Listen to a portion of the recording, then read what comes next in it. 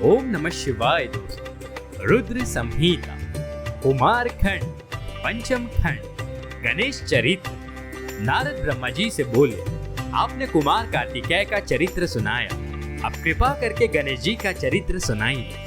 एक बार पार्वती की सखी जया विजया ने कहा, हे माते, शंकर भगवान के तो असंख्य गण हैं, परंतु उन पर हमारा कोई अधिकार नहीं चलता, अतः हमारे भी कुछ गण होने चाहिए, आप उनकी रचना कीजिए। एक दिन पार्वती स्नान कर रही थी, द्वार पर नंदीश्वर बैठे थे। उसी समय शिव जी घर के अंदर आ गए। इससे पार्वती जी को बड़ी लज्जा महसूस हुई। पार्वती जी को सखी की कही हुई बात स्मरण हो आई कि अपने भी गण होने चाहिए। इस पर वे स्नान करते हुए शरीर को उपटन से एक सुंदर पुरुष बनाने लगे। जब पुरुष बन गया तो उसे वस्त्र पहनाकर द्वार पर बैठा दिया और उससे कहा कि मेरी आज्ञा के बिना कोई अंदर न आने पाए, तथा उससे कहा कि तुम मेरे पुत्र हो। उसका नाम गणेश रखा गया। जब गणेश द्वार पर बैठ गए तो शिव जी अंदर जाने लगे। इस पर गणेश जी ने शिव जी को अंदर जाने से रोक दिया। उन्होंने कहा कि माता जी स्नान कर रही हैं, उनकी आज्ञा है कि कोई भी अंदर न आने पाए। इससे भगवान शंकर क्रोधित हो गए।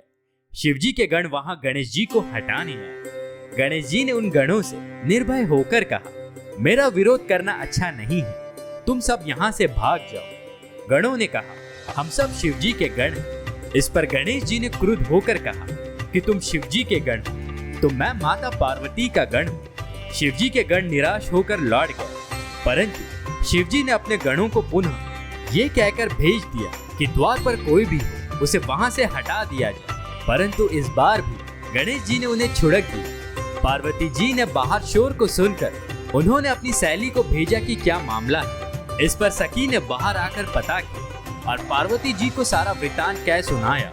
इस पर पार्वती जी हंसने लगी और बोली, ये बात अच्छी हुई कि गणेश जी ने शंकर जी को रोक दिया, नहीं तो वे बिना किसी को सूचित किए चुपचाप अंदर चले आते हैं। शिव जी ने पुनः अपने गणों को आदेश दिया कि तुम उस गण से युद्ध करो, तथा इतना कहकर सांसारिक लीला करने वाले शिव जी चुप हो गए। ओम नमः शिवाय दोस्तों।